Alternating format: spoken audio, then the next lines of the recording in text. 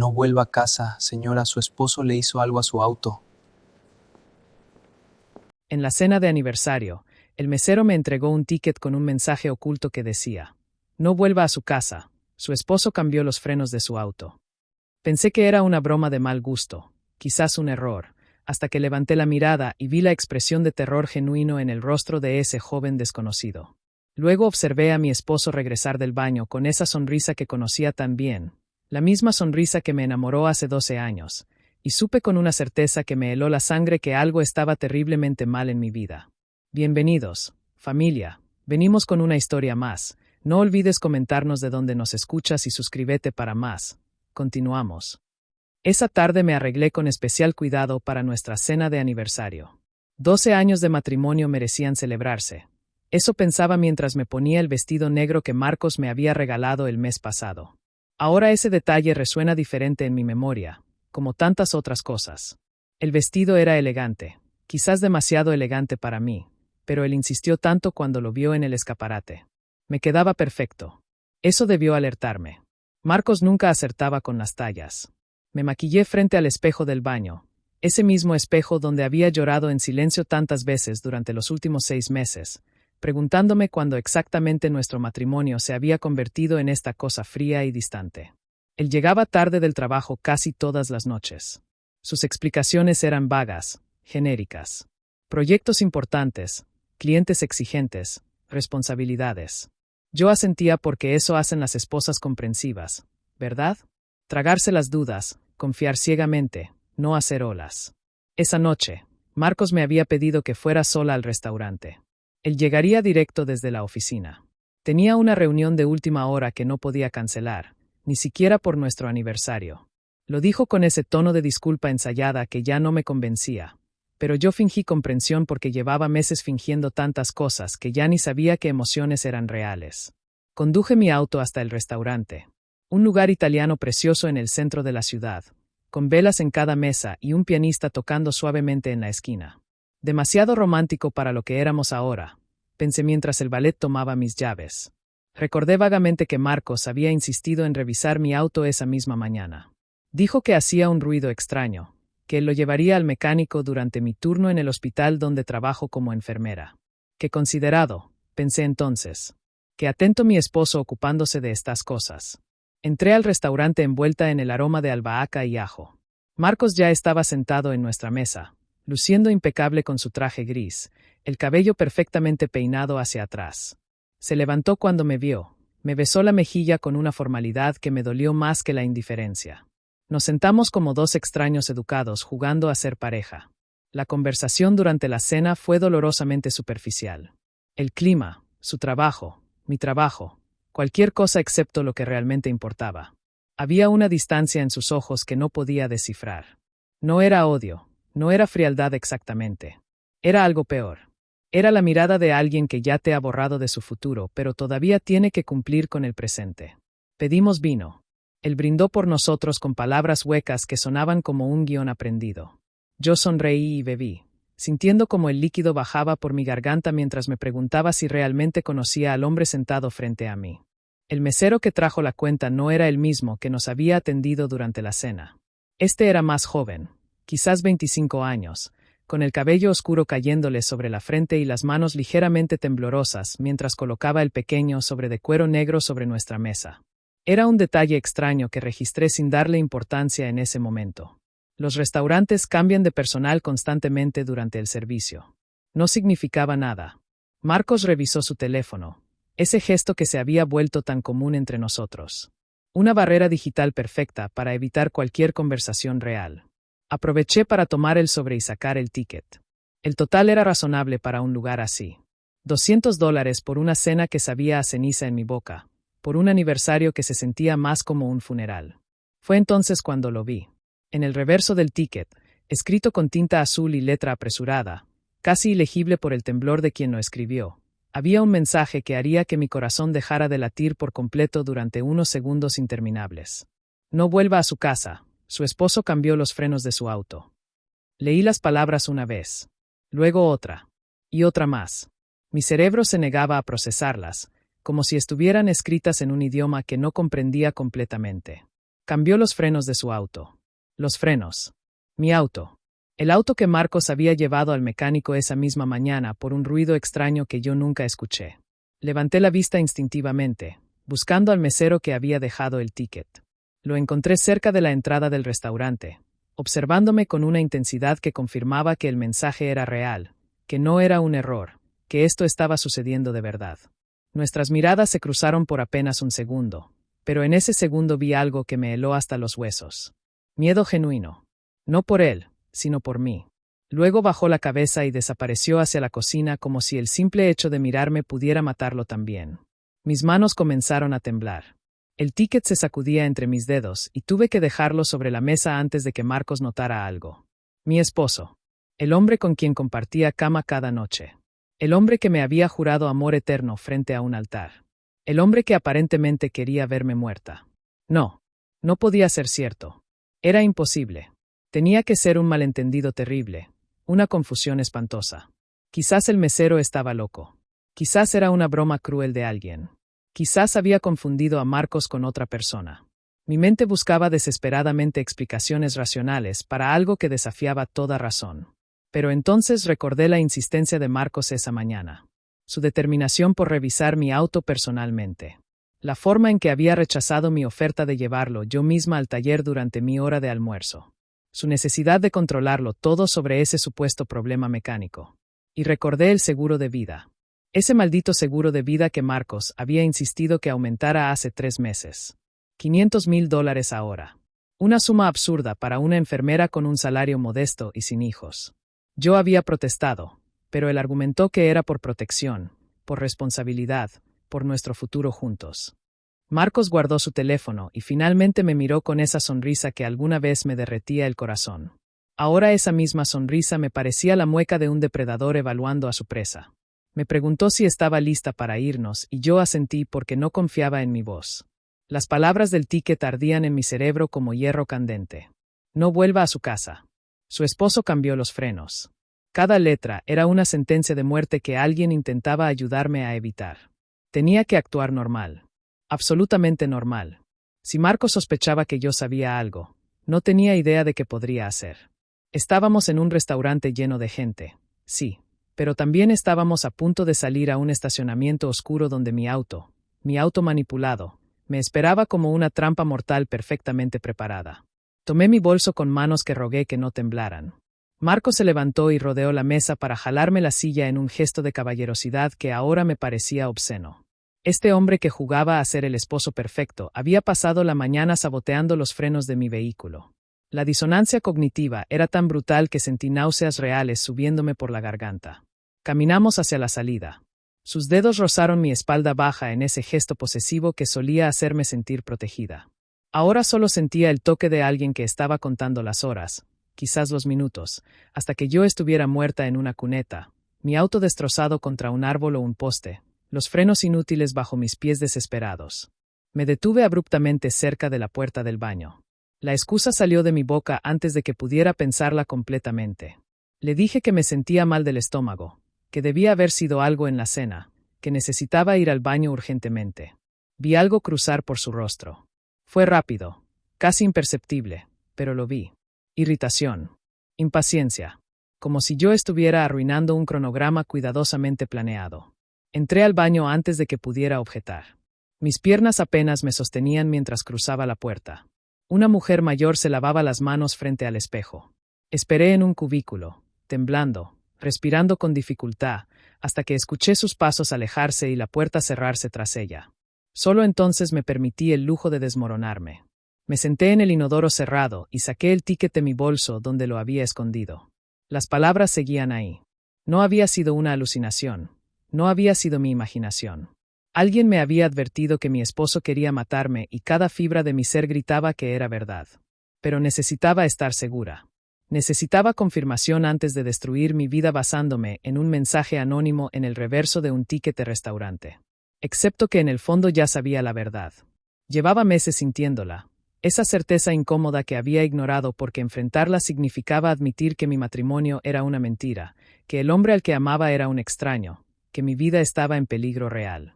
Revisé mi teléfono con dedos temblorosos. Busqué señales de frenos saboteados, síntomas, que pasaría si intentaba conducir un auto sin frenos funcionales. Los resultados me helaron la sangre. Pérdida total de capacidad de frenado. Imposibilidad de detenerse. Accidentes fatales. Especialmente en las colinas que rodeaban nuestra casa. Las mismas colinas que tendría que bajar para llegar a nuestro vecindario. ¡Oh Dios! Marcos lo había planeado todo perfectamente. Yo saldría del restaurante, conduciría hacia casa por mi ruta habitual, esa ruta que él conocía porque me preguntaba constantemente por dónde manejaba, a qué hora salía, qué caminos tomaba.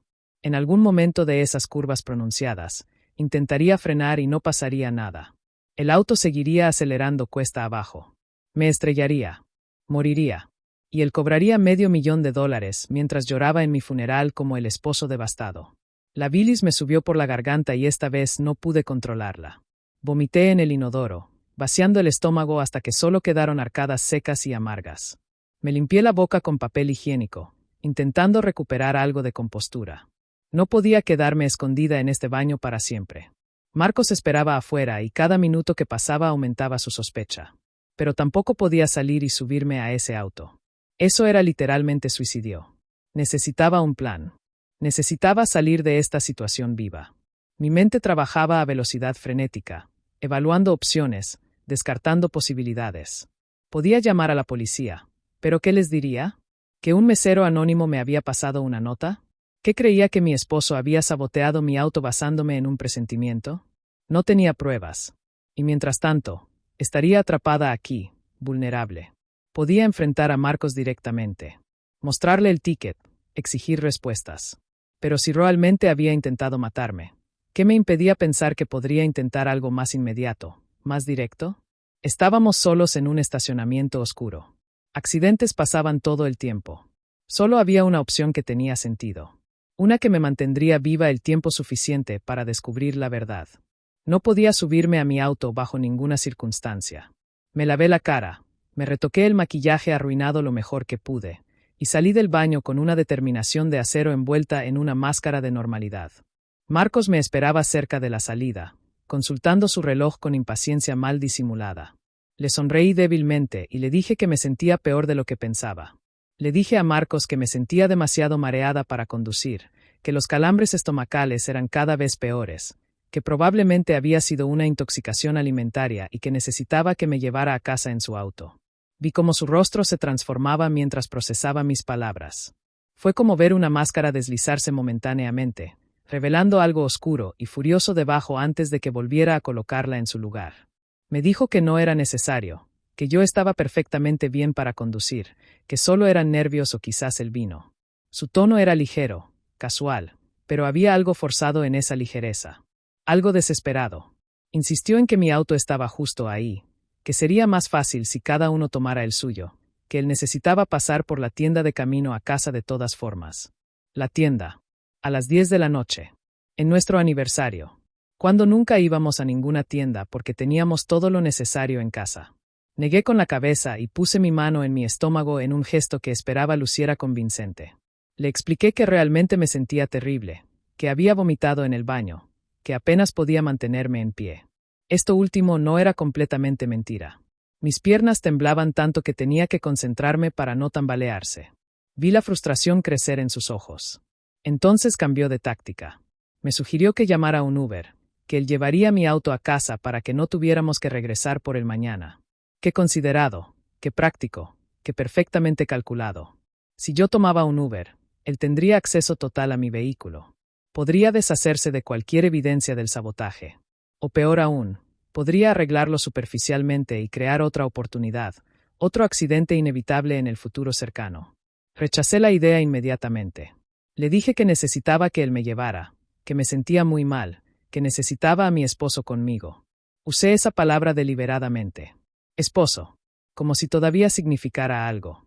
Como si no estuviera mirando a un extraño que quería verme muerta. La tensión entre nosotros se volvió palpable. Otros comensales nos miraban de reojo mientras salían del restaurante. Una pareja mayor pasó junto a nosotros y la mujer me sonrió con esa complicidad femenina que asume solidaridad automática. Si tan solo supiera que estaba sonriéndole a alguien que intentaba desesperadamente no ser asesinada por el hombre a su lado. Marcos apretó la mandíbula. Podía ver cómo calculaba, cómo buscaba una salida a esta situación que claramente no había anticipado.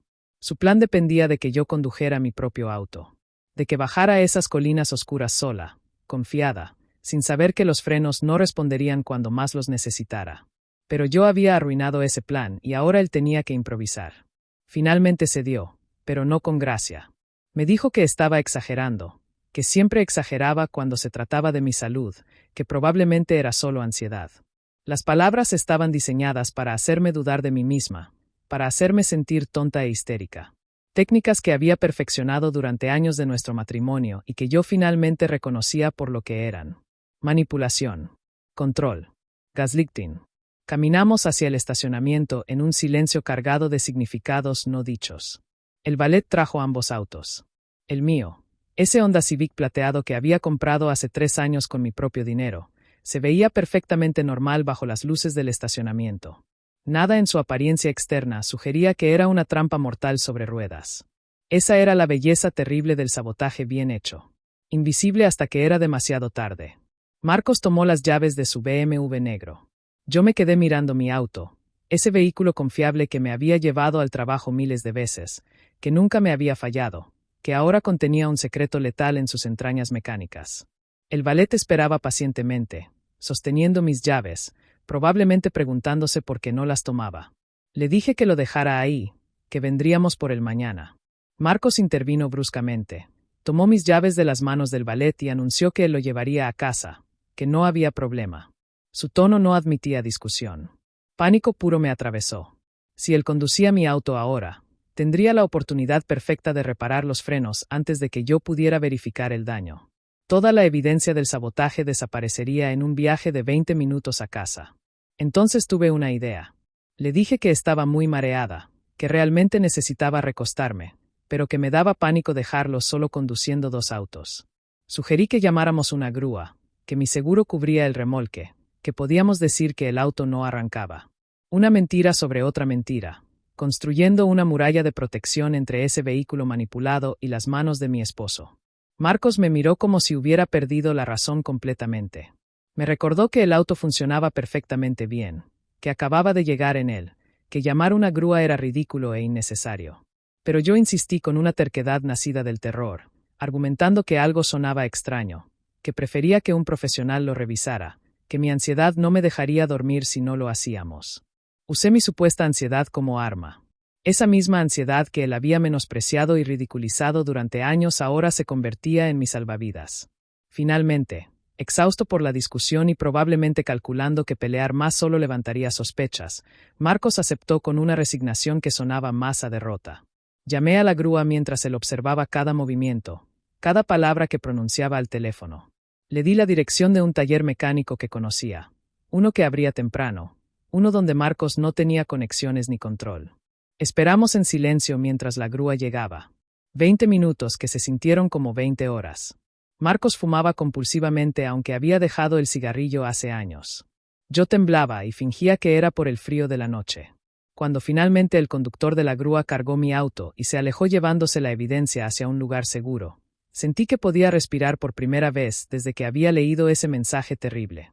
El viaje a casa en el auto de Marcos fue el trayecto más largo de mi vida. 20 minutos que se estiraron como horas mientras yo me sentaba en el asiento del copiloto, pegada a la puerta, observando cada movimiento de sus manos en el volante. Esas manos que había besado el día de nuestra boda.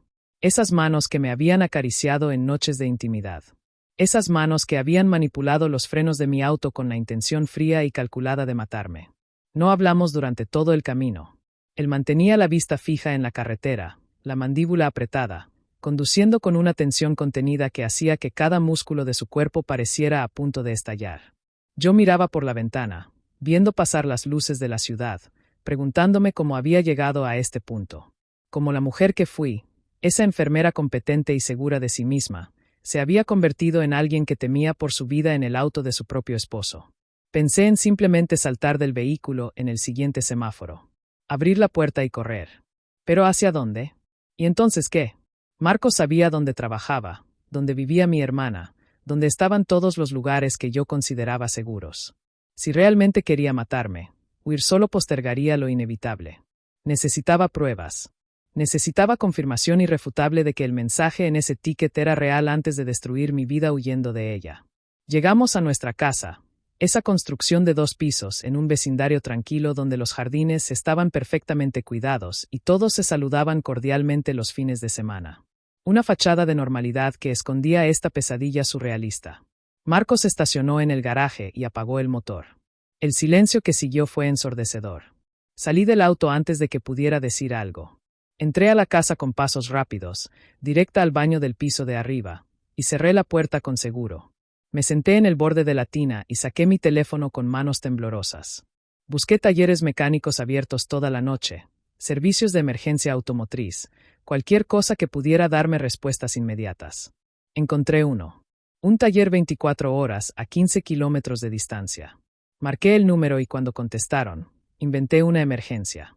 Les dije que mi auto había sido remolcado a otro taller pero que sospechaba de un sabotaje, que necesitaba que alguien fuera a revisarlo inmediatamente, que pagaría lo que fuera necesario. La desesperación en mi voz debió sonar genuina porque era genuina. El mecánico al otro lado de la línea pareció dudar. Era casi medianoche. Lo que pedía era irregular. Pero cuando mencioné la palabra sabotaje, cuando le expliqué que creía que alguien había manipulado mis frenos, su tono cambió. Me dijo que enviaría a alguien, que tardaría 1 hora aproximadamente, que me llamaría con los resultados. Colgué y me quedé ahí sentada, respirando con dificultad, tratando de calmar el pánico que amenazaba con consumirme. Escuché los pasos de Marcos en el piso de abajo. El sonido de la televisión encendiéndose. Todo tan normal. Todo tan ordinario. Como si no acabara de intentar asesinarme. Pasé esa hora en una agonía de espera. Me lavé la cara repetidamente. Me cepillé los dientes 2 veces. Cualquier cosa para mantener mis manos ocupadas y mi mente alejada del abismo de terror que amenazaba con tragarme. Marcos tocó la puerta del baño en un momento, preguntándome si estaba bien. Su voz sonaba preocupada, cariñosa incluso. Le respondí que sí, que solo necesitaba un momento, que el malestar estomacal persistía. Escuché sus pasos alejarse. Imaginé que estaba abajo planeando su siguiente movimiento. O quizás simplemente viendo televisión, esperando pacientemente la próxima oportunidad para completar lo que había comenzado. Cuando mi teléfono finalmente sonó, casi lo dejo caer del susto. Era el mecánico. Su voz era seria, profesional, pero detecté algo más debajo. Shock quizás. O indignación. Me dijo que había revisado mi auto. Me dijo que efectivamente los frenos habían sido manipulados. No eran palabras técnicas complicadas las que usó. Fue directo y brutal en su honestidad. Alguien había cortado parcialmente las líneas de freno. No completamente. Eso habría sido demasiado obvio. Pero lo suficiente como para que fallaran gradualmente bajo presión. Lo suficiente como para que funcionaran bien en superficies planas, en el estacionamiento, en las primeras cuadras. Pero en una bajada pronunciada, cuando realmente necesitara frenar, las líneas cederían por completo y el fluido se escaparía y no habría absolutamente nada que pudiera hacer para detener el auto. Me explicó que era un trabajo meticuloso. Profesional casi. Quien lo hizo sabía exactamente qué estaba haciendo. Sabía cómo hacer que pareciera un accidente. Un fallo mecánico trágico pero explicable. Le pregunté cuánto tiempo tardaría en fallar si yo hubiera conducido esa noche. Su respuesta me dejó sin aire en los pulmones. Dependiendo de la ruta, probablemente entre 10 y 20 minutos. Justo el tiempo que tomaba llegar de ese restaurante a nuestra casa por el camino habitual. El camino con esas colinas serpenteantes donde los accidentes fatales aparecían en las noticias locales con regularidad deprimente. Marcos lo había calculado todo. Había medido distancias, había cronometrado rutas, había saboteado mi auto con precisión quirúrgica para que fallara en el momento exacto donde el resultado sería fatal. El mecánico me preguntó si quería llamar a la policía. Me dijo que esto era claramente intencional, que era un intento de asesinato, que él podía documentarlo todo, tomar fotografías, servir como testigo. Su indignación era palpable a través del teléfono.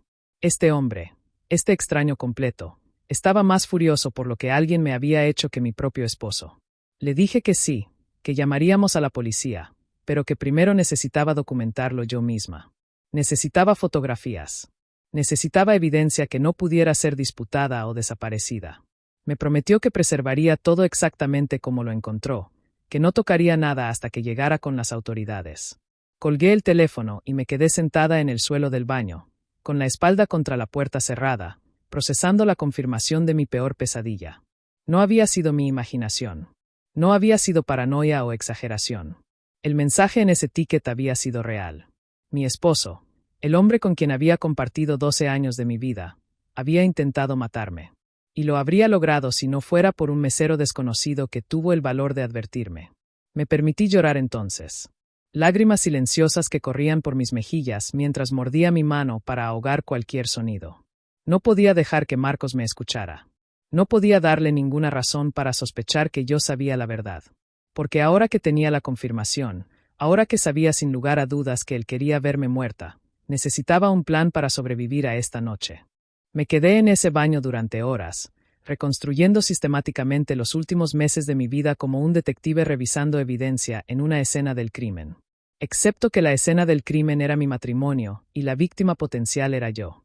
Cada recuerdo que había descartado como insignificante ahora brillaba con un significado siniestro. Cada gesto amable de Marcos se revelaba como una pieza de un rompecabezas macabro que finalmente podía ver completo. El seguro de vida había sido el primer movimiento. 3 meses atrás, en octubre, Marcos llegó a casa con los papeles ya impresos. Me dijo que había estado pensando en nuestra seguridad financiera, que éramos irresponsables al no tener una cobertura adecuada. Usó palabras como prudencia, protección, amor. Me hizo sentir ingenua por no haberlo considerado antes. $500,000 me parecían excesivos para alguien como yo, pero él insistió. Argumentó que con mi trabajo en el hospital, con los riesgos de contagio, con los turnos nocturnos conduciendo sola, necesitábamos estar preparados para lo peor. Lo peor. Qué irónico que él estuviera literalmente preparándose para crear lo peor. Firmé los papeles porque confiaba en él. Porque los esposos confían el uno en el otro. Porque nunca se me ocurrió que el hombre que dormía a mi lado cada noche estuviera calculando cuánto valía mi muerte. Luego vinieron las preguntas sobre mis rutas. Marcos desarrolló un interés repentino en cómo llegaba al trabajo, qué caminos tomaba, a qué hora salía. Lo disfrazó de preocupación. Me decía que se sentía más tranquilo sabiendo exactamente dónde estaba, que así podría encontrarme rápidamente si algo pasaba. Yo le enviaba mi ubicación en tiempo real porque pensaba que era dulce. Porque pensaba que le importaba. Le importaba. Solo que no de la manera que yo creía. Le importaba saber exactamente dónde estaría cuando los frenos fallaran. Le importaba poder cronometrar el sabotaje a la perfección. Recordé las veces que revisó mi auto durante las últimas semanas. Siempre temprano en la mañana o tarde en la noche, cuando yo estaba dormida o en la ducha. Decía que escuchaba ruidos extraños, que quería asegurarse de que todo funcionara bien. Incluso me hizo sentir culpable por no cuidar mejor mi vehículo. Me regañaba suavemente por no llevarlo al servicio regular, por descuidar el mantenimiento básico. Todo mientras él metódicamente preparaba mi ataúd con ruedas. Y estaba la mujer. Esa pieza del rompecabezas que había tratado de ignorar durante meses porque enfrentarla significaba admitir que mi matrimonio estaba roto. La había visto una sola vez, hace 2 meses, cuando tomé prestado el teléfono de Marcos porque el mío se había quedado sin batería. Un mensaje de texto apareció en la pantalla. Solo alcancé a leer las primeras palabras antes de que él me arrancara el teléfono de las manos con una violencia que me sobresaltó. Pronto estaremos juntos. Solo un poco más de paciencia. Confronté a Marcos sobre el mensaje. Él lo negó todo con una facilidad que ahora reconocía como práctica perfeccionada. Me dijo que era una compañera de trabajo, que el mensaje estaba sacado de contexto, que yo estaba siendo paranoica e insegura. Me hizo sentir pequeña por dudar de él. Me hizo disculparme por invadir su privacidad. Qué estúpida había sido. Qué ciega y confiada y completamente estúpida. Pronto estaremos juntos. Las palabras resonaban ahora con un significado totalmente diferente. No era una promesa de encuentro. Era un cronograma de asesinato. Solo un poco más de paciencia porque estaba preparando el escenario de mi muerte. Me pregunté quién era ella. Si sabía lo que Marcos planeaba hacer. Si estaba esperando pacientemente mientras él organizaba mi eliminación. Si habían hablado sobre cómo gastarían el dinero del seguro. Si ya habían planeado su vida juntos. Una vida construida sobre mi cadáver y mi sangre. Recordé otras cosas entonces. Pequeñas cosas que había archivado en algún rincón de mi mente sin procesarlas completamente. Las veces que Marcos insistió en que tomara la carretera de la montaña en lugar de la autopista principal. Más pintoresca, decía. Más relajante después de un turno difícil en el hospital. Ahora entendía que también era más peligrosa. Más curvas cerradas. Más acantilados. Más oportunidades para un accidente fatal que pareciera trágicamente plausible. Las llamadas de vida que hizo en mi nombre hace un mes. Actualizando mis beneficiarios, asegurándose de que todo estuviera en orden. Qué esposo tan organizado, pensé entonces. Qué considerado ocupándose de estos detalles aburridos para que yo no tuviera que hacerlo. Los documentos que me hizo firmar la semana pasada. Un testamento actualizado, dijo. Solo formalidades legales que habíamos descuidado demasiado tiempo.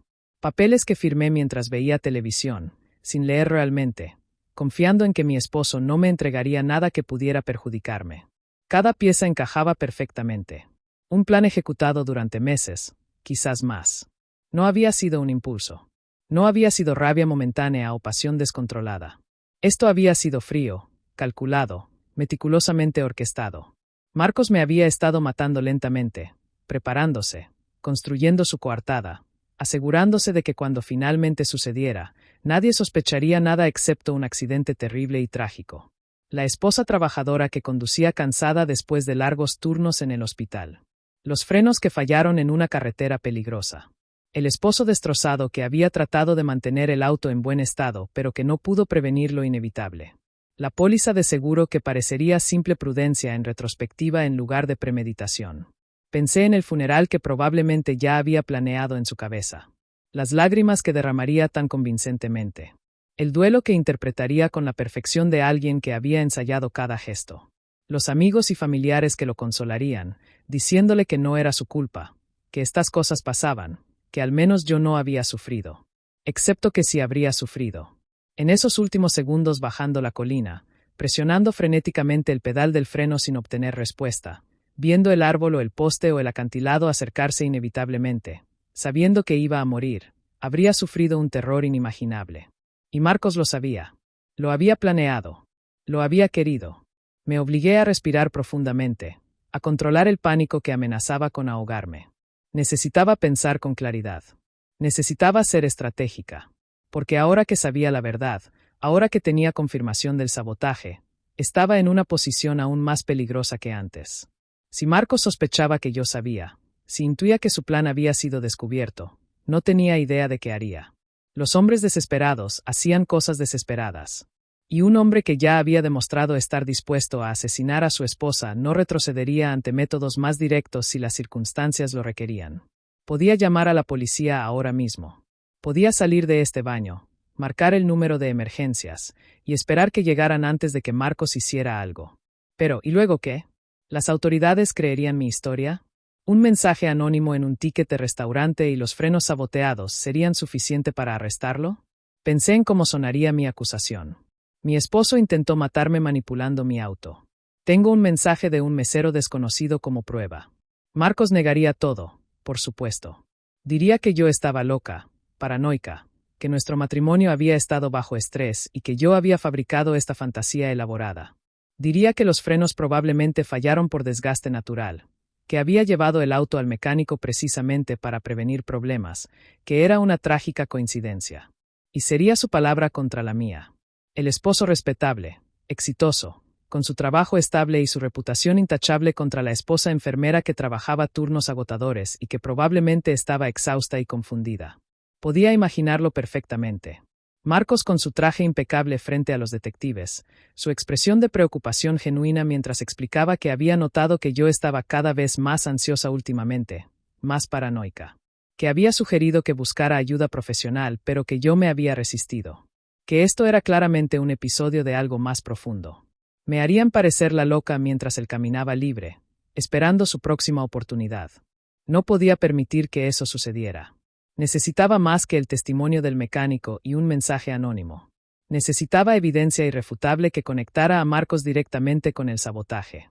Necesitaba prueba de la otra mujer y de sus planes conjuntos. Necesitaba construir un caso tan sólido que no pudiera ser desestimado o explicado. Pero sobre todo, necesitaba sobrevivir el tiempo suficiente para conseguirlo. Sequé mis lágrimas y me miré en el espejo del baño. Mis ojos estaban rojos e hinchados, mi maquillaje arruinado, mi expresión la de alguien que acababa de ver su vida desmoronarse. Pero debajo del dolor y el miedo, encontré algo más. Algo duro y frío y absolutamente determinado. Rabia. Rabia pura y cristalina contra el hombre que había prometido amarme y protegerme y que en lugar de eso había planeado mi muerte como quien planea unas vacaciones. Rabia contra mi propia ingenuidad, contra todos los años que había ignorado las señales, contra cada vez que había dudado de mis instintos en favor de confiar en él. Esa rabia se convirtió en mi armadura, en mi combustible. Si Marcos quería jugar este juego mortal, entonces jugaríamos. Pero yo establecería las reglas ahora. Me lavé la cara una vez más, me até el cabello, y salí del baño con la máscara de esposa enferma pero recuperándose firmemente en su lugar. Abajo, Marcos seguía viendo televisión como si nada. Como si no acabara de intentar convertirse en viudo. Le dije que me sentía mejor, que me iba a dormir. Me observó con esos ojos que ya no reconocía, evaluándome, calculando. Me deseó buenas noches con una ternura que me revolvió el estómago.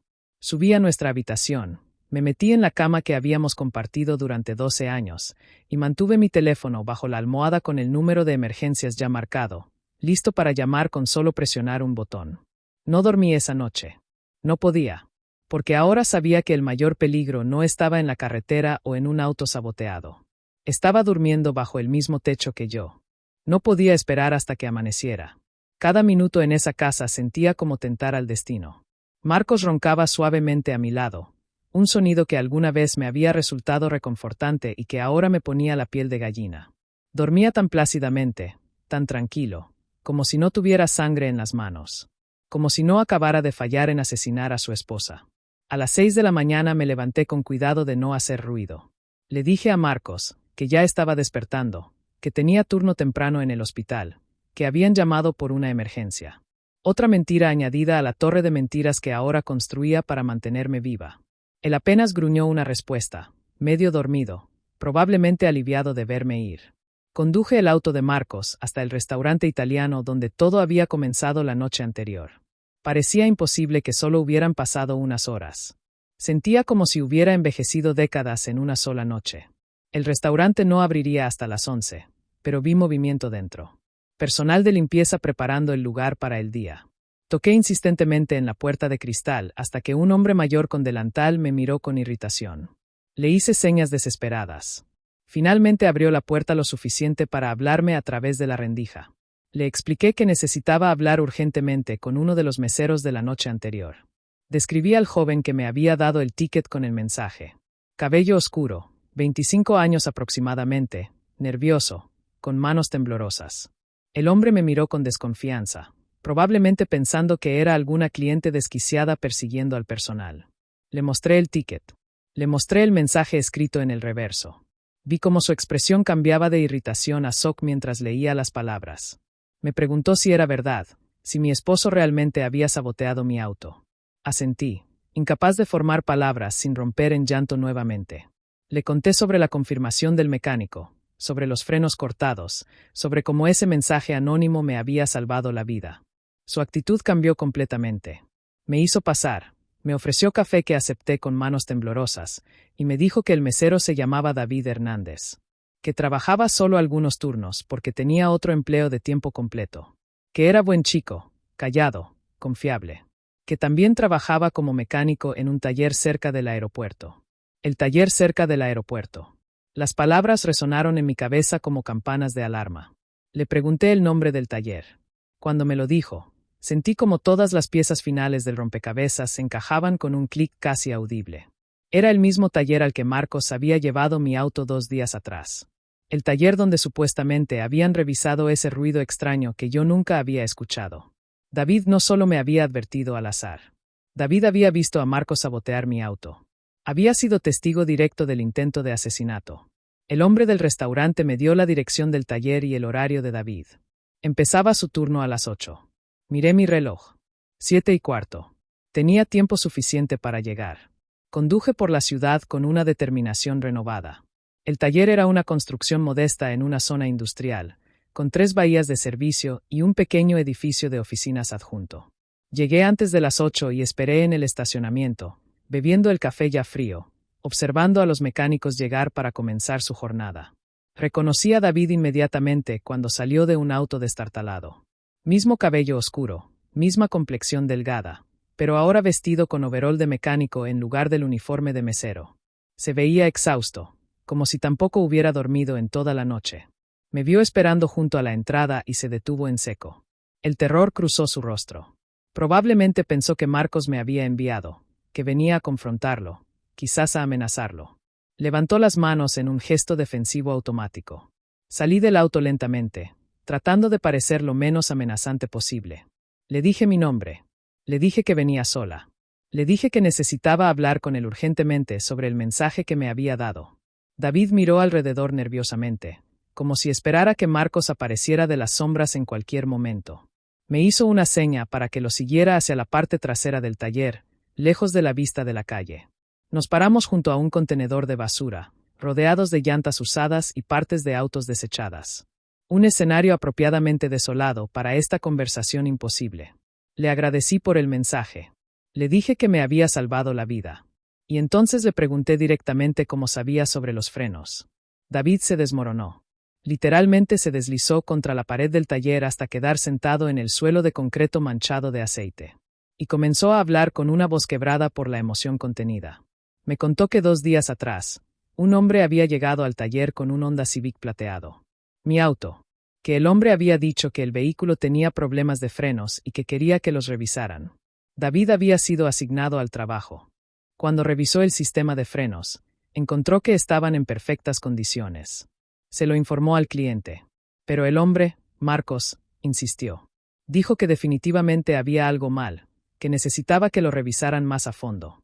Ofreció propina extra, dinero en efectivo, si David podía hacerlo inmediatamente mientras esperaba. Algo en su insistencia había alertado a David. No era la preocupación normal de un propietario de vehículo. Era algo más. Algo urgente y extraño. David comenzó a trabajar en el auto, pero mantuvo el sistema de cámaras de seguridad del taller grabando. Procedimiento estándar, me explicó. Siempre grababan cuando trabajaban en vehículos para protegerse de acusaciones falsas o reclamaciones fraudulentas. Entonces vio algo que lo heló por completo. A través del monitor de seguridad, vio a Marcos acercarse al auto cuando David había ido por una herramienta. Vio cómo mi esposo miraba alrededor para asegurarse de que nadie observaba. Y vio cómo sacaba una pequeña navaja de su bolsillo y se agachaba junto a la rueda delantera. David corrió de regreso a la bahía. Preguntó qué estaba haciendo Marcos. Mi esposo se incorporó rápidamente, guardó la navaja, e inventó alguna excusa sobre revisar la presión de las llantas él mismo porque estaba impaciente. Pero David había visto lo suficiente. Cuando Marcos finalmente se fue, diciendo que los frenos estaban bien después de todo y que probablemente había sido su imaginación, David revisó meticulosamente todo el sistema de frenos. Y encontró los cortes. Pequeños, precisos, casi imperceptibles. Hechos para fallar gradualmente bajo presión. Un trabajo profesional. Un asesinato disfrazado de accidente mecánico. David me miró con ojos llenos de lágrimas mientras continuaba su historia. Me dijo que no sabía qué hacer. Que consideró llamar a la policía inmediatamente, pero que no tenía manera de saber quién era la dueña del auto. Marcos había dado un nombre falso. Había pagado en efectivo. No había dejado información de contacto real. David revisó la placa del vehículo, pero obtener información del propietario tomaría días. Requeriría procesos oficiales. Entonces reparó los frenos. Los arregló completamente, asegurándose de que el auto estuviera seguro para conducir. Pero guardó las piezas dañadas. Las fotografió. Preservó toda la evidencia pensando que eventualmente encontraría la manera de rastrear al propietario y advertirle. Esa misma noche trabajó su turno en el restaurante. Pura coincidencia, me dijo. O quizás destino. Cuando nos vio entrar, a Marcos y a mí, celebrando nuestro aniversario como una pareja normal, reconoció inmediatamente a mi esposo. Ese mismo hombre que horas antes había saboteado el auto que estaba estacionado afuera en ese mismo momento. David supo instantáneamente quién era yo. La esposa. La víctima. La mujer que Marcos planeaba matar. Pasó toda la cena debatiéndose sobre qué hacer. Cómo advertirme sin causar una escena. Cómo salvar mi vida sin poner en peligro la suya. Porque si Marcos descubría que David sabía, que había sido testigo, él también se convertiría en un problema que necesitaba ser eliminado. Entonces escribió el mensaje en el ticket. Lo deslizó hacia mí cuando Marcos fue al baño. Y rezó para que yo lo tomara en serio, para que no lo descartara como una broma cruel, para que confiara en un extraño lo suficiente como para salvar mi propia vida. Terminó su historia y nos quedamos sentados en silencio. Dos extraños conectados por el hilo más delgado, por una advertencia garabateada en el reverso de un papel, por la diferencia entre la vida y la muerte que pendía de decisiones tomadas en segundos. Le pregunté si todavía tenía las piezas dañadas, las fotografías, las grabaciones de seguridad. David asintió. Me dijo que lo había guardado todo en su taquilla, que algo le decía que eventualmente necesitaría esa evidencia. Entonces me contó por qué había arriesgado tanto para advertirme. Porque no había simplemente mirado hacia otro lado como probablemente habría hecho la mayoría de la gente. Su hermana había muerto hacía 3 años. Un accidente automovilístico. Frenos que fallaron en una carretera de montaña. Su cuñado había cobrado el seguro de vida. Se había casado nuevamente 6 meses después, y vivía cómodamente con el dinero de la muerte de su hermana. La investigación había concluido que fue un accidente. Desgaste mecánico. Mala suerte. Nadie había sospechado nunca nada diferente. Pero David siempre había tenido dudas. Su hermana era meticulosa con el mantenimiento de su auto. El cuñado había sido demasiado rápido en superar el duelo. Demasiado ansioso por seguir adelante. Demasiado cómodo con su nueva vida financiada por la muerte de su esposa. David nunca pudo probar nada. Nunca pudo darle justicia a su hermana. Vivía con esa culpa todos los días. Cuando vio a Marcos sabotear mi auto, vio la oportunidad de salvar a alguien. De hacer lo que no pudo hacer por su propia hermana. De asegurarse de que al menos una mujer no muriera en un accidente que no era accidente en absoluto. Me rompí entonces. Lloré en ese callejón sucio detrás de un taller mecánico mientras un extraño que me había salvado la vida me abrazaba torpemente, sus propias lágrimas cayendo sobre mi hombro. Lloramos juntos por su hermana, por mí, por todas las mujeres cuyas vidas terminaban a manos de hombres que prometieron amarlas. Cuando finalmente me recuperé, le pedí las pruebas. David me llevó a su taquilla y sacó una caja de zapatos que contenía mi salvación. Las piezas de las líneas de freno cortadas, guardadas en bolsas plásticas etiquetadas. Fotografías detalladas desde múltiples ángulos. Y una memoria USB con la grabación de seguridad donde se veía claramente a Marcos agachándose junto a mi auto con una navaja en la mano. Evidencia irrefutable. Prueba indiscutible. La diferencia entre ser descartada como una esposa paranoica y ser creída como una víctima que sobrevivió. Le pregunté a David si estaría dispuesto a testificar si llegaba a eso. Si estaría dispuesto a enfrentar a Marcos en una corte, a arriesgar su seguridad para ayudarme a obtener justicia. Me miró directamente a los ojos y me dijo que sí, que lo haría por mí, que lo haría por su hermana, que lo haría porque ya había guardado silencio una vez y no volvería a cometer ese error. Sostuve esa caja de zapatos contra mi pecho como si contuviera mi corazón, porque en cierto modo lo hacía. Contenía mi futuro, mi libertad, mi vida. Ahora tenía las pruebas. Tenía un testigo. Tenía todo lo que necesitaba para destruir a Marcos. Salí del taller con la caja de pruebas en mis manos y un peso aplastante en mi pecho.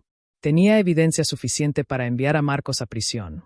Las líneas de freno cortadas. Las fotografías detalladas. El video de seguridad mostrándolo claramente con la navaja. El testimonio de David como testigo presencial. Era un caso sólido. O al menos eso creía mientras conducía sin rumbo por la ciudad, tratando de decidir mi próximo movimiento. Pero mientras más pensaba en acudir a la policía, más dudas me asaltaban. Dudas que se convertían en certezas amargas sobre cómo realmente funcionaba el sistema de justicia para mujeres como yo. Me estacioné en el lote vacío de un supermercado y saqué mi teléfono. Busqué estadísticas que no quería encontrar pero que necesitaba conocer. Tasas de condena en casos de intento de asesinato doméstico. Porcentaje de casos que llegaban a juicio. ¿Cuántas mujeres obtenían justicia real versus cuántas simplemente obtenían órdenes de restricción que sus abusadores ignoraban antes de matarlas definitivamente? Los números eran devastadores. Incluso con evidencia física sólida, muchos casos se desmoronaban en el sistema legal. Abogados defensores hábiles sembraban dudas razonables. Las víctimas eran revictimizadas en el estrado. Los acusados quedaban libres bajo fianza y las mujeres que los denunciaron aparecían muertas semanas después. Marqué el número de un abogado que encontré especializado en casos de violencia doméstica. Me atendió una asistente. Expliqué mi situación en términos generales, sin dar nombres, presentándolo como una consulta hipotética. Me transfirió con el abogado. Le describí todo. El sabotaje comprobado. El testigo presencial. Las grabaciones de video. Esperaba que me dijera que tenía un caso hermético, que Marcos no tendría escapatoria, que la justicia prevalecería inevitablemente. En cambio, escuché un suspiro largo y cansado del otro lado de la línea. Ese suspiro me dijo más que cualquier palabra. El abogado fue brutalmente honesto. Me explicó que sí, técnicamente tenía evidencia fuerte, pero también me pintó el escenario real de cómo se desarrollaría. Marcos contrataría el mejor abogado defensor que el dinero pudiera comprar. Argumentarían que el video no mostraba claramente qué estaba haciendo, que quizás solo revisaba algo, que el corte en las líneas de freno podría haber sido causado por desgaste natural o sabotaje de un tercero. Que David, el testigo, tenía un sesgo emocional por la muerte de su hermana y estaba viendo cosas que no existían. Pintarían a Marcos como el esposo amoroso preocupado por el bienestar de su esposa. Presentarían las veces que llevó el auto al servicio como prueba de su cuidado, no de su culpabilidad. Dirían que yo estaba paranoica, que nuestro matrimonio estaba en crisis, que yo había fabricado esta narrativa elaborada durante un episodio de inestabilidad mental. El abogado me explicó que incluso si lograba que el caso llegara a juicio, incluso si lograba que un jurado escuchara la evidencia, las probabilidades de condena por intento de asesinato eran sorprendentemente bajas. Probablemente reducirían los cargos a algo menor. Daño criminal a propiedad quizás. Marcos pagaría una multa, pasaría tal vez unos meses en prisión si teníamos suerte, y saldría furioso y sediento de venganza. Y yo estaría marcada, identificada públicamente como la mujer que acusó a su esposo. Mi nombre en periódicos. Mi vida diseccionada. Mis registros médicos examinados buscando cualquier mención de ansiedad o depresión que pudieran usar para desacreditarme. Mi historial laboral revisado. Antiguos novios contactados. Cada error que hubiera cometido en mi vida exhibido como evidencia de mi falta de confiabilidad. Mientras tanto, Marcos estaría libre bajo fianza, viviendo en nuestra casa o en la casa de su amante. Planeando. Esperando. Buscando la manera de terminar lo que había comenzado antes de que el juicio siquiera comenzara. Las órdenes de restricción eran papel. Solo papel. No detenían balas. No detenían a hombres determinados. El abogado me dijo sin rodeos que tenía clientas que habían obtenido órdenes de restricción y que ahora estaban muertas. Que el sistema estaba diseñado para proteger los derechos del acusado, no para mantener vivas a las víctimas. Me preguntó si tenía algún lugar seguro a donde ir mientras se desarrollaba el caso legal. Familia en otro estado. Amigos que pudieran esconderme. Recursos para desaparecer completamente durante meses, quizás años. Le dije la verdad. Mis padres habían muerto. Mi única hermana vivía a 2 horas de distancia con su familia, demasiado cerca para ser seguro. Mis amigos eran compañeros de trabajo que Marcos conocía. No tenía dinero significativo aparte de lo que estaba en cuentas conjuntas que él podría congelar con una llamada telefónica. El silencio que siguió fue respuesta suficiente. El abogado me aconsejó documentar todo. Guardar las pruebas en un lugar seguro. Considerar seriamente si quería emprender una batalla legal que podría durar años y que no garantizaba ni mi seguridad ni justicia real. Me sugirió refugios para mujeres maltratadas, aunque admitió que no eran soluciones a largo plazo. Me recomendó terapeutas especializados en trauma. Me deseó suerte con una voz que sugería que necesitaría mucho más que suerte. Colgué el teléfono sintiendo como la realidad se asentaba sobre mí como cemento húmedo. El sistema de justicia no estaba diseñado para salvarme. Estaba diseñado para procesar crímenes después de que ocurrían, no para prevenir que las mujeres fueran asesinadas por hombres que supuestamente las amaban. Podía ir a la policía. Podía presentar mi evidencia. Podía iniciar el largo y tortuoso proceso legal. Y probablemente terminaría muerta antes de que llegara a juicio. O podía sobrevivir. Podía tomar el control de mi propia vida en lugar de entregarla a un sistema que me fallaría como había fallado a innumerables mujeres antes que yo. Me quedé sentada en ese estacionamiento durante horas, sosteniendo mi teléfono, mirando el número de emergencias que podía marcar en cualquier momento. 3 dígitos que supuestamente significaban rescate y protección. 3 dígitos que en realidad significaban poner mi vida en manos de un sistema que estadísticamente no me salvaría. Pensé en todas las noticias que había leído. Mujeres con órdenes de restricción asesinadas por sus exparejas. Mujeres que denunciaron amenazas ignoradas hasta que aparecían muertas. Mujeres cuya única protección era papel firmado por jueces que se iban a casa seguros cada noche mientras ellas dormían con un teléfono bajo la almohada esperando el sonido de una puerta rompiéndose. No iba a ser una más de esas estadísticas. No iba a confiar mi supervivencia a un sistema roto. No iba a darle a Marcos otra oportunidad de matarme mientras esperábamos meses para una fecha de audiencia preliminar. Tomé mi decisión entonces. Una decisión que la mujer que había sido hace una semana nunca habría considerado. Pero esa mujer había muerto en el restaurante italiano cuando leyó ese mensaje. La mujer que quedaba era alguien nuevo. Alguien más duro. Alguien dispuesto a hacer lo necesario para sobrevivir. No iría a la policía. No todavía. Tal vez nunca. En cambio, desaparecería. Pero antes de hacerlo, me aseguraría de que Marcos pagara de otras maneras. De que su vida se desmoronara.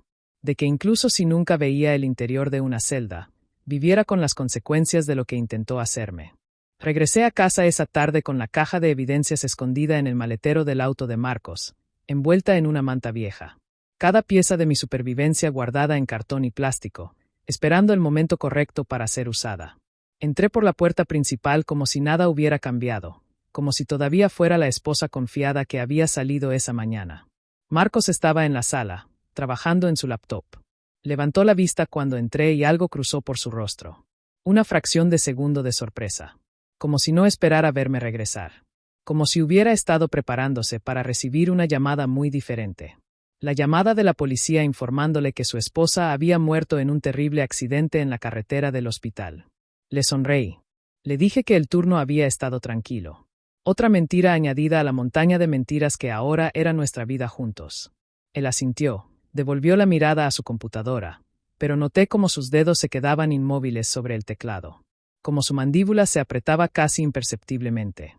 Subí a nuestra habitación y guardé la caja de evidencias en el fondo de mi armario, detrás de cajas de zapatos y ropa de invierno que no había usado en años. Un escondite temporal hasta que pudiera moverla a un lugar más seguro. Cada movimiento que hacía se sentía como caminar sobre cristal quebrado. Cuidadosa. Deliberada. Consciente de que un paso en falso podría significar mi muerte. Durante los siguientes días, jugamos el juego más extraño y terrible. Marcos actuaba como el esposo preocupado, preguntándome sobre mi auto, ofreciéndose a revisarlo nuevamente, sugiriendo que tal vez deberíamos venderlo y comprar uno nuevo. Cada ofrecimiento estaba envuelto en amabilidad, pero yo escuchaba la urgencia debajo. Necesitaba acceso a ese vehículo.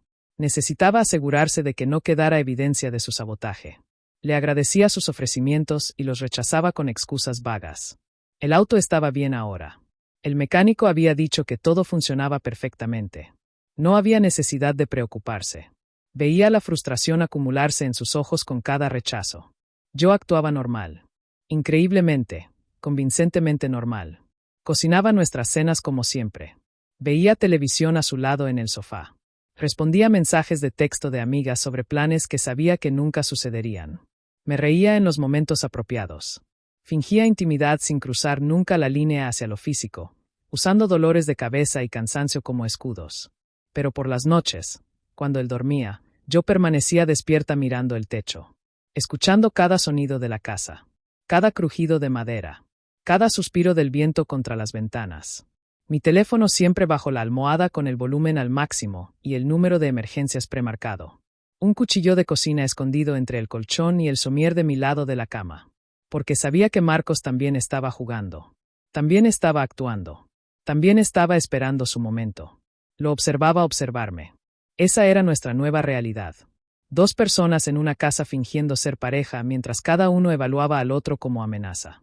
Como obstáculo. Como problema que necesitaba ser resuelto. Comencé a notar cosas que había pasado por alto antes. Como revisaba mi bolso cuando pensaba que no miraba. Como escuchaba mis conversaciones telefónicas desde la habitación contigua.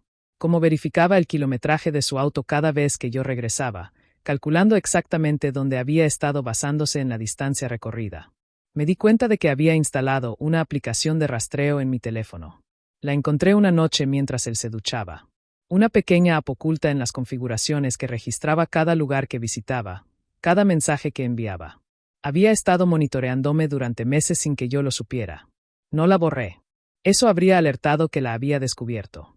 En cambio, la dejé activa y empecé a usarla a mi favor. Me aseguré de ir solo a lugares predecibles. Trabajo, supermercado, gasolinera. Construyendo una narrativa de normalidad para que Marcos creyera que yo no sospechaba nada. Pero mientras tanto, usaba el teléfono de mi compañera de trabajo para hacer las llamadas importantes, para contactar abogados, para investigar refugios, para planear mi escape sin dejar rastro digital que Marcos pudiera seguir. Él aumentó su vigilancia. Empezó a llegar a casa más temprano del trabajo, como si no quisiera dejarme sola demasiado tiempo. Me hacía preguntas aparentemente casuales sobre mi día, pero yo reconocía el interrogatorio debajo, verificando mi historia, buscando inconsistencias, tratando de determinar si yo sabía algo. Una noche encontré que había movido cosas en mi cajón. Pequeños cambios que pensó que no notaría. Mi joyero 1 centímetro a la izquierda. Mis recibos médicos reordenados. Estaba buscando algo. Evidencia quizás.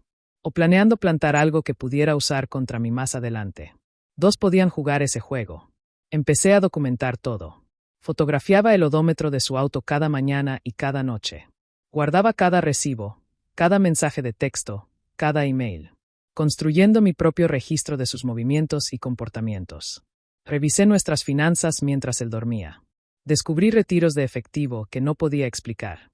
$500 aquí, 700 allá. Sumaban miles en los últimos 2 meses. Dinero que desaparecía sin rastro. Probablemente pagos a su amante. O quizás pagos al mecánico por el sabotaje inicial antes de que David interviniera. También encontré búsquedas en su historial de Internet que me helaron la sangre. Había limpiado su navegador, pero no sabía que yo conocía cómo recuperar el historial eliminado. Búsquedas sobre pólizas de seguro de vida. Sobre procesos de investigación de accidentes fatales. Sobre cuánto tiempo tomaba recibir pagos de seguros después de una muerte accidental. Una búsqueda en particular me dejó sin aliento. Formas de hacer que un accidente parezca natural. La había buscado 3 semanas atrás, antes de que comenzara a sabotear mi auto. Esto no había sido un plan impulsivo. Había sido investigado, estudiado, perfeccionado. Guardé capturas de pantalla de todo. Las envié a una cuenta de email que creé específicamente para este propósito. Una cuenta que Marcos no conocía. Mi archivo secreto de su culpabilidad. La tensión en la casa se volvía más densa cada día. Como una cuerda estirada al punto de romperse. Ambos sabíamos que esta situación no podía continuar indefinidamente. Algo tendría que ceder. Alguien tendría que hacer un movimiento. Marcos empezó a beber más. Whisky por las noches mientras miraba la nada. Lo observaba desde la cocina, viendo cómo su fachada de control comenzaba a resquebrajarse. Estaba bajo presión. Su plan perfecto había fallado y no sabía por qué. No sabía si yo sospechaba. No sabía si debía intentar algo más o esperar. Esa incertidumbre era mi única ventaja. Mientras él no supiera exactamente qué sabía yo, tendría que ser cuidadoso. No podía arriesgarse a un movimiento demasiado obvio. Pero yo veía el reloj corriendo. Sabía que eventualmente su desesperación superaría su cautela. Que intentaría algo más directo. Algo más inmediato. Los hombres desesperados hacían cosas desesperadas. Una noche, una semana después de la cena de aniversario que casi termina en mi muerte, Marcos preparó la cena. Nunca cocinaba. En 12 años de matrimonio, podía contar con una mano las veces que había preparado una comida. Pero esa noche insistió. Me dijo que quería hacer algo especial para disculparse por haber estado tan distante. Me senté a la mesa y observé el plato frente a mí. Pasta con salsa cremosa. Mi favorita, dijo. Aunque nunca le había dicho que era mi favorita porque no lo era. Otro detalle extraño en una noche llena de ellos. Lo observé comer primero. Tomó varios bocados de su propio plato antes de mirarme expectante. Esperando que comiera. Su sonrisa no llegaba a sus ojos. Había algo frenético en su expresión. Algo urgente. Probé un bocado. Sabía normal. Quizás un poco amargo, pero eso podría haber sido la salsa. Tomé otro bocado mientras Marcos me observaba como un halcón. Luego excusé que necesitaba ir al baño. Corrí escaleras arriba y vomité lo que había comido en el inodoro. Quizás era paranoia. Quizás la comida estaba bien y mi propia ansiedad me estaba enfermando. Pero no podía arriesgarme. No podía confiar en nada que viniera de las manos de Marcos. Bajé y le dije que me sentía enferma nuevamente. Que probablemente había contraído algo en el hospital. Que no podía comer. Vi la decepción en su rostro. La frustración apenas contenida. Esa noche dormí con mi puerta cerrada con seguro. Había instalado uno nuevo sin que él lo supiera. Un pestillo simple que compré en la ferretería usando efectivo. No detendría a alguien determinado, pero me daría unos segundos de advertencia. Me quedé despierta escuchando sus pasos en el pasillo, acercándose a mi puerta, deteniéndose, el pomo girando lentamente, encontrando resistencia, quedándose quieto. Contuve la respiración en la oscuridad, el cuchillo apretado en mi mano, esperando escuchar el sonido de la puerta rompiéndose. En cambio, escuché sus pasos alejándose, de vuelta a su habitación, nuestra habitación que ya no compartíamos. David me había dado su número personal la mañana que nos conocimos en el taller. Me dijo que lo llamara si necesitaba cualquier cosa, en cualquier momento, que él entendía lo peligrosa que era mi situación. Marqué ese número a las 3 de la madrugada desde el teléfono de mi compañera de trabajo, sentada en mi auto estacionado a 2 cuadras de mi casa. Marcos dormía, o al menos eso creía. Ya no estaba segura de nada. David contestó al segundo timbrazo. Su voz sonaba alerta a pesar de la hora, como si él tampoco durmiera bien desde que nuestras vidas se habían entrelazado en esta pesadilla. Le expliqué mi plan en susurros apresurados. Necesitaba más evidencia. Evidencia tan contundente que Marcos no pudiera escapar sin importar cuán caro fuera su abogado. Necesitaba atraparlo en el acto, documentar su culpabilidad de manera irrefutable. Y necesitaba la ayuda de David para hacerlo. El plan era arriesgado, peligrosamente arriesgado.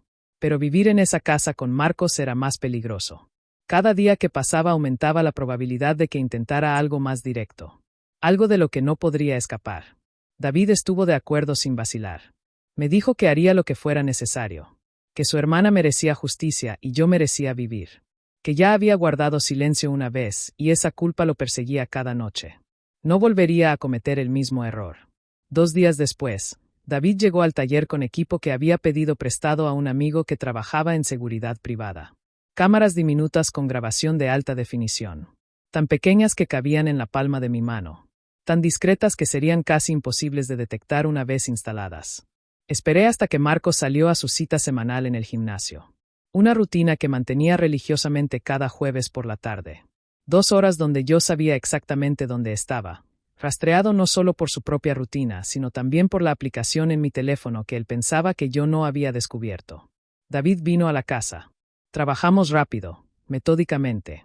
Instalamos una cámara en el garaje, oculta dentro de una caja de herramientas en un estante alto donde Marcos guardaba tornillos y clavos que nunca usaba. El ángulo era perfecto. Capturaba la vista completa del área donde mi auto estaría estacionado cuando finalmente lo trajera de vuelta del taller. Otra cámara fue instalada en la sala, escondida dentro del reloj decorativo en la repisa de la chimenea. Una más en la cocina, dentro de la planta falsa que había comprado años atrás y que Marcos nunca notaba. Cada cámara conectada a un sistema de grabación en la nube que guardaría todo automáticamente. Evidencia que no podría ser destruida incluso si Marcos descubría las cámaras y las destrozaba. David me mostró cómo acceder a las grabaciones desde cualquier dispositivo. Me hizo practicar hasta que pude hacerlo con los ojos cerrados. Luego revisamos cada ángulo, cada cámara, asegurándonos de que todo funcionara perfectamente. Mientras trabajábamos, me preguntó si estaba segura de querer hacer esto. Si entendía que lo que planeaba hacer podría provocar a Marcos a actuar. Que esencialmente estaba preparando una trampa usando mi propia vida como cebo. Le dije que lo entendía perfectamente. Que ya estaba viviendo como cebo de todas formas. Al menos ahora tendría control sobre cuándo y cómo caería la trampa. David se fue 20 minutos antes de que Marcos regresara del gimnasio. Revisé cada habitación, asegurándome de que no hubiera dejado ninguna señal de su presencia. Ningún cable fuera de lugar. Ningún mueble movido. Todo exactamente como había estado. Marcos llegó sudado y de buen humor. El ejercicio siempre lo ponía de mejor ánimo.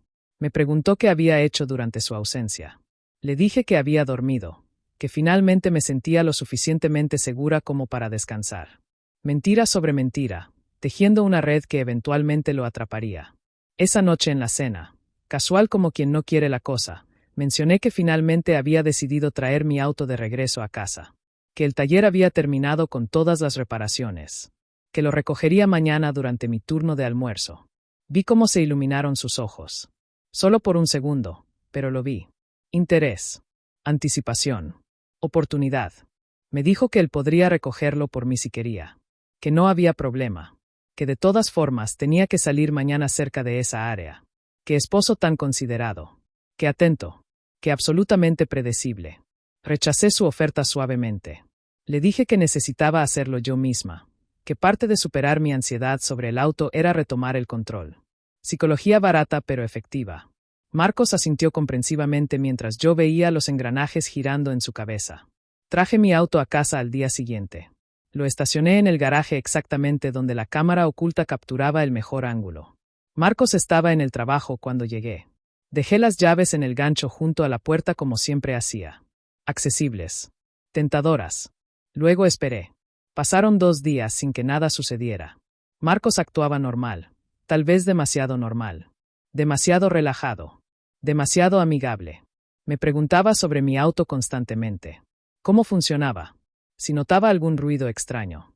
Si los frenos se sentían bien. Le aseguraba que todo estaba perfecto. Que el mecánico había hecho un trabajo excelente.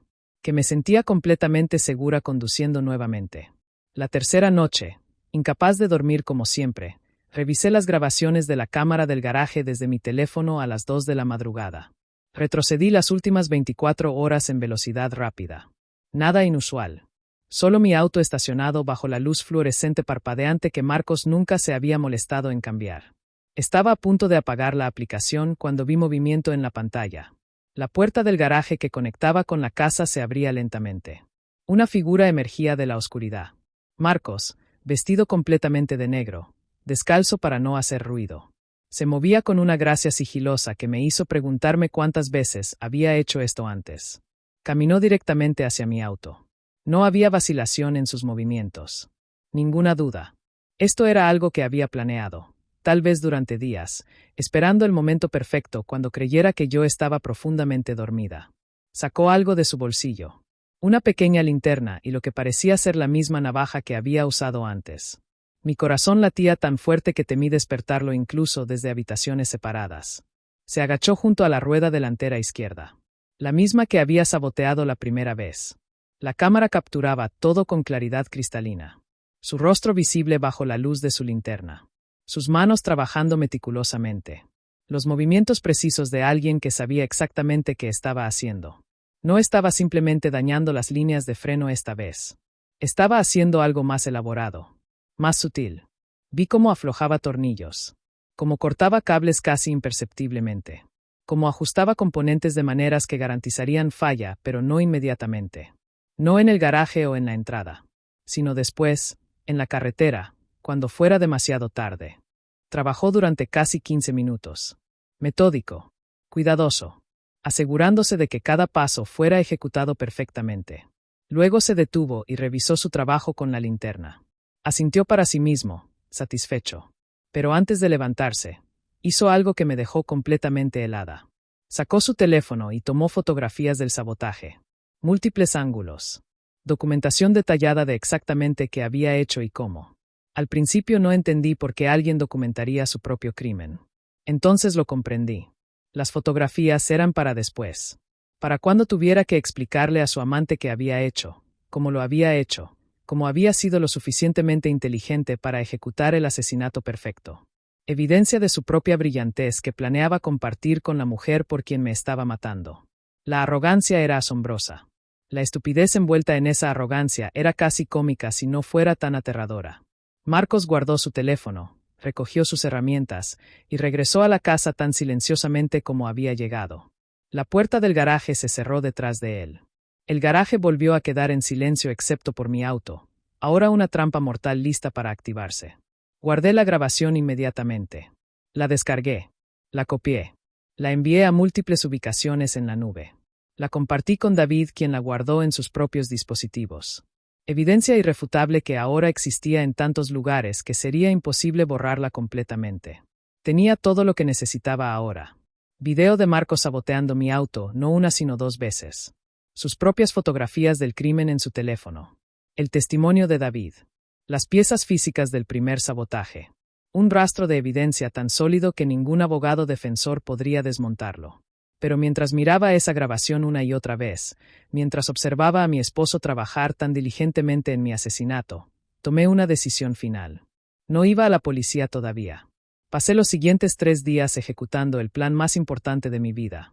Cada movimiento calculado. Cada decisión medida contra la posibilidad de sobrevivir o morir. No había margen para errores. Lo primero fue el dinero. Marcos monitoreaba nuestras cuentas conjuntas obsesivamente, pero había una cuenta que él no conocía. La herencia de mi madre que había muerto hace 5 años. $73,000 que había guardado en una cuenta separada a mi nombre, pensando vagamente en usarlos algún día para una casa más grande o unas vacaciones especiales. Nunca le había mencionado esa cuenta a Marcos. No por desconfianza entonces, simplemente porque nunca surgió la conversación. Ahora esa omisión casual se convertiría en mi salvavidas. Fui al banco durante mi hora de almuerzo. No el banco donde teníamos nuestras cuentas conjuntas, sino este otro, del otro lado de la ciudad. Retiré todo en efectivo. El gerente me miró con preocupación cuando solicité esa cantidad. Le inventé una historia sobre renovaciones de casa que requerían pago inmediato a contratistas. No estoy segura de que me creyera, pero procesó la transacción de todas formas. $73,000 en billetes de 100 empacados en fajos que guardé en mi bolso de trabajo. El peso era considerable. El peso de mi libertad medido en papel y tinta. Abrí una nueva cuenta bancaria en una institución completamente diferente. Una cuenta solo a mi nombre con dirección de correo electrónico nueva y paperless todo digital para que no llegara correspondencia a la casa. Deposité $60,000. $13,000 los guardé en efectivo, escondidos en lugares que Marcos nunca revisaría. Dentro de cajas de tampones. Dentro de viejos frascos de crema facial. Lugares que la masculinidad de Marcos nunca le permitiría explorar. Los documentos importantes fueron lo siguiente: mi certificado de nacimiento, mi pasaporte, títulos universitarios, certificaciones de enfermería, registros médicos. Los reuní gradualmente durante una semana, 1 o 2 a la vez para no levantar sospechas si Marcos revisaba mis cosas. Los escaneé todos y los guardé en la nube. Los originales los llevé a la casa de mi compañera de trabajo Sara, quien había comenzado a sospechar que algo andaba mal, pero que era lo suficientemente sabia como para no presionar con preguntas. Empaqué una maleta. No grande. Eso sería demasiado obvio. Solo una pequeña bolsa de viaje como las que llevaba al gimnasio. 2 cambios de ropa. Artículos de aseo. Medicamentos.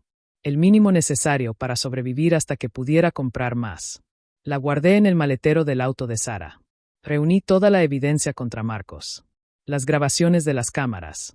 Las fotografías del sabotaje. Las piezas físicas de los frenos cortados que David había guardado. Los registros financieros de sus retiros misteriosos. Capturas de pantalla de su historial de búsquedas. Lo compilé todo en una carpeta digital meticulosamente organizada. Hice copias. Las distribuí en múltiples ubicaciones. Drives en la nube. Memorias USB escondidas. Copias en poder de David. Copias con un abogado con instrucciones estrictas de enviarlas a las autoridades si algo me pasaba. Luego escribí cartas. Una para la policía explicando todo. Una para mi hermana disculpándome por desaparecer sin explicación pero pidiéndole que confiara en que era necesario. Una para mi jefe en el hospital renunciando efectivo inmediato por razones personales urgentes. Cada carta fechada y firmada, listas para ser entregadas en el momento preciso. Cambié las contraseñas de todas mis cuentas personales. Email, redes sociales, banca, todo. Usé contraseñas que Marcos nunca podría adivinar. Activé autenticación de 2 factores. Bloqueé el acceso desde todos los dispositivos excepto el nuevo teléfono prepagado que había comprado con efectivo en una tienda de conveniencia al otro lado de la ciudad. Investigué ciudades donde podría desaparecer. Lugares lo suficientemente grandes para perderme en el anonimato, pero no tan grandes que me sintiera completamente sola. Ciudades con hospitales que necesitaban enfermeras donde podría encontrar trabajo sin demasiadas preguntas. Portland, Seattle, Denver, Austin. Lugares donde podría reconstruir una vida con un nombre nuevo y un pasado borrado. Contacté a una organización que ayudaba a mujeres a escapar de situaciones domésticas peligrosas. No un refugio tradicional, sino una red clandestina que proporcionaba identidades nuevas, documentación falsa, conexiones para trabajo y vivienda. Operaban en las sombras, ayudando a mujeres que el sistema oficial había fallado. Me hicieron preguntas. Verifiqué mi historia. Finalmente me dieron un contacto en Seattle. Un apartamento pequeño donde podría quedarme las primeras semanas. Un hospital que estaba dispuesto a contratarme bajo circunstancias especiales. Todo estaba preparado. Cada pieza en su lugar. Solo faltaba elegir el momento perfecto para desaparecer. Esa oportunidad llegó un martes por la mañana. Marcos me informó durante el desayuno que tenía un viaje de negocios. 2 días en San Francisco para una conferencia. Saldría esa tarde, regresaría el jueves por la noche. Perfecto. Absolutamente perfecto. Lo acompañé a empacar como la esposa atenta. Le pregunté sobre su itinerario. Me aseguré de conocer exactamente cuándo estaría en el avión, cuándo llegaría a su hotel, cuándo tendría sus reuniones. Marcos me dio todos los detalles, complacido por mi interés repentino en su trabajo. No sospechaba nada. Yo había interpretado tan bien mi papel durante semanas que había bajado su guardia. Pensaba que me había intimidado exitosamente al silencio. Que yo estaba demasiado asustada para hacer algo excepto esperar pasivamente mi próximo accidente. Lo besé en la mejilla cuando se fue hacia el aeropuerto. Le deseé buen viaje. Le dije que lo extrañaría. Mi última mentira como su esposa. Esperé 2 horas. Tiempo suficiente para que abordara el avión. Para que estuviera a 10.000 metros de altura, completamente incapaz de detenerme. Entonces me moví. Cargué las últimas cosas esenciales que había dejado estratégicamente. Joyas que mi madre me había dado. Fotografías de mi familia que no podía soportar dejar atrás. El osito de peluche gastado que había tenido desde niña. Cosas sin valor monetario pero invaluables para mí. Hice una última pasada por la casa. No con nostalgia. No con tristeza. Sino con una frialdad clínica, asegurándome de no dejar nada que necesitara. Esta casa había sido una prisión disfrazada de hogar. No extrañaría ni un centímetro de ella. Dejé mi anillo de bodas en la mesa de la cocina. Junto a él, un sobre. Dentro, una sola nota escrita en mi letra más clara y firme. Sé lo que hiciste. Sé todo. No me busques. La próxima vez que sepas de mí será cuando la policía toque tu puerta. Corto. Simple. Devastador. Cerré la puerta de esa casa por última vez a las 3 de la tarde de un martes soleado. Conduje hasta la casa de Sara donde había dejado mi equipaje real. Ella me abrazó sin palabras, entendiendo todo lo que no podía decir. Me entregó llaves de su viejo Honda que había accedido a venderme por efectivo, sin papeles oficiales, sin registro que Marcos pudiera rastrear. Conduje hacia el norte, lejos de la ciudad que había sido mi hogar durante 12 años. Lejos del hombre que había prometido amarme y que en cambio había intentado matarme. Lejos de la vida que conocía hacia algo completamente incierto. Crucé la frontera del estado mientras el sol se ponía. No miré atrás ni una sola vez.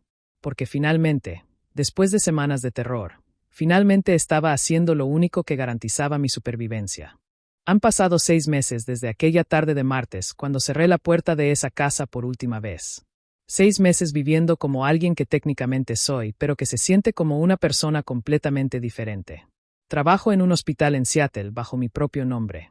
Resulta que no necesitaba una identidad falsa después de todo. Solo necesitaba distancia y determinación. Vivo en un apartamento pequeño en un 3er piso con vista a la calle. Mantengo las cortinas cerradas la mayoría del tiempo. Todavía duermo con el teléfono bajo la almohada. Todavía verifico las cerraduras 3 veces antes de acostarme. Algunos hábitos de supervivencia no desaparecen fácilmente.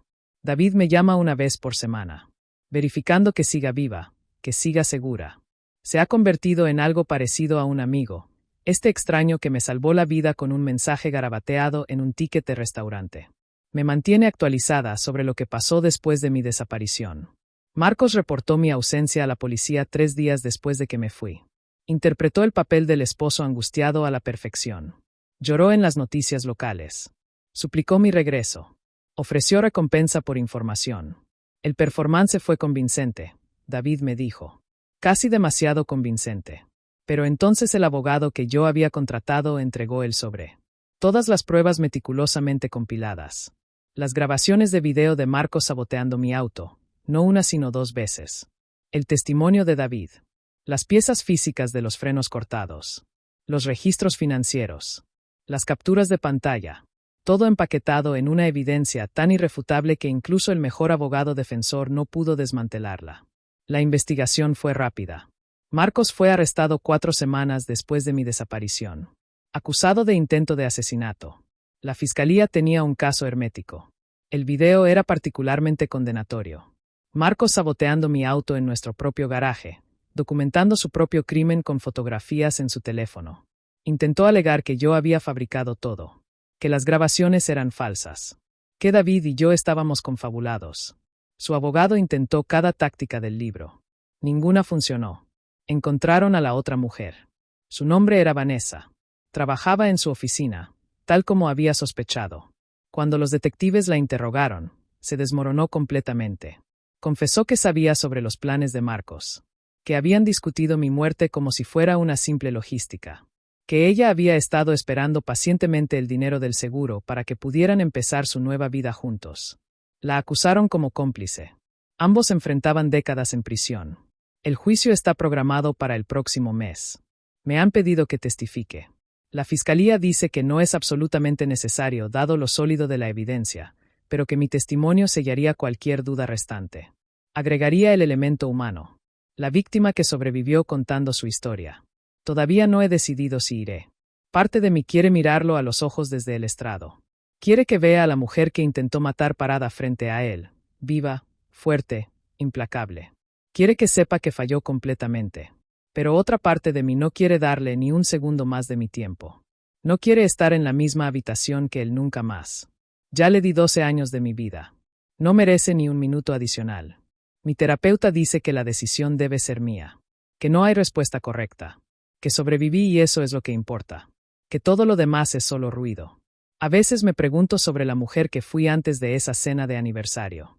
La enfermera confiada que creía en el amor y en los votos matrimoniales. Que pensaba que conocía al hombre con quien se había casado. Esa mujer murió en el restaurante italiano cuando leyó ese mensaje. En su lugar quedó alguien más duro, más cínico, más cauteloso. No estoy segura de que eso sea malo. Esa ingenuidad casi me mata. Esta nueva dureza me mantiene viva. Salgo ocasionalmente con compañeros de trabajo. Tomo café con otras enfermeras. Sonrío y río en los momentos apropiados. Pero mantengo a todos a distancia. No dejo que nadie se acerque demasiado. No confío fácilmente. Probablemente nunca volveré a hacerlo. Un hombre en el supermercado me pidió mi número la semana pasada. Era apuesto, amable, con una sonrisa cálida. Hace un año habría estado halagada. Ahora solo sentí pánico. Rechacé educadamente y salí de la tienda más rápido de lo necesario. Quizás algún día podré considerar dejar entrar a alguien nuevamente. Quizás algún día la idea de intimidad no me llenará de terror. Pero ese día no es hoy. Ni será mañana. Posiblemente no será durante años. Y estoy en paz con eso. Mi terapeuta dice que sanar del trauma toma tiempo. Que no hay cronograma establecido. Que simplemente estar viva y funcional es suficiente por ahora. Pienso a menudo en todas las mujeres que no tuvieron mi suerte. Las que no recibieron una advertencia a tiempo. Las que confiaron en sus esposos hasta el último segundo antes de que los frenos fallaran o la comida envenenada hiciera efecto o la almohada los sofocara en su sueño. Las que ahora son estadísticas. Nombres en artículos de noticias olvidados rápidamente. Sobreviví por pura coincidencia. Porque un mesero que también era mecánico trabajaba en el lugar correcto en el momento correcto. Porque tuvo el valor de arriesgar su propia seguridad para salvarme. Porque la tragedia de su hermana lo había preparado para reconocer las señales. Sin David, yo estaría muerta. Es así de simple y así de terrible. A veces pienso en cómo habría sido. Mi funeral. Marcos llorando convincentemente mientras secretamente planeaba cómo gastar el dinero del seguro. Amigos y familiares consolándolo. Nadie sospechando nunca la verdad. Mi muerte archivada como otro accidente trágico. Una vida perdida demasiado pronto. Qué lástima. Qué triste. Sigamos adelante. Pero no fue así como terminó. Terminó conmigo viva en Seattle. Terminó con Marcos esperando juicio en una celda. Terminó con justicia, no perfecta pero real, acercándose lentamente pero inevitablemente. No es el final de cuento de hadas que alguna vez imaginé para mi vida. No hay restauración mágica de inocencia perdida. No hay retorno a la persona que fui antes. Esa puerta está cerrada permanentemente. Pero estoy viva. Respiro. Mi corazón late. Trabajo. Duermo. Existo. Y algunos días, eso es suficiente. Algunos días, eso se siente como victoria. La vida después del trauma no es como las películas. No hay música inspiradora mientras reconstruyes tu vida desde las cenizas. No hay montaje motivacional de superación y triunfo. Es simplemente un día tras otro. Levantarse. Ducharse. Ir al trabajo. Comer. Dormir. Repetir. Es ordinario y mundano y completamente precioso porque es mío. Porque a diferencia de lo que Marcos planeó, yo tengo días después. Tengo mañanas y tardes y noches. Tengo futuros posibles en lugar de una tumba prematura. La justicia no vino de los tribunales, aunque eventualmente llegará ahí también. La justicia vino de simplemente seguir respirando cuando alguien quería que dejara de hacerlo. Vino de tomar control de mi propia narrativa en lugar de dejar que Marcos escribiera el final. Vino de elegir sobrevivir. Y eso, finalmente, es suficiente. Si la historia te atrapó, deja tu like y suscríbete para más. Nos vemos, familia.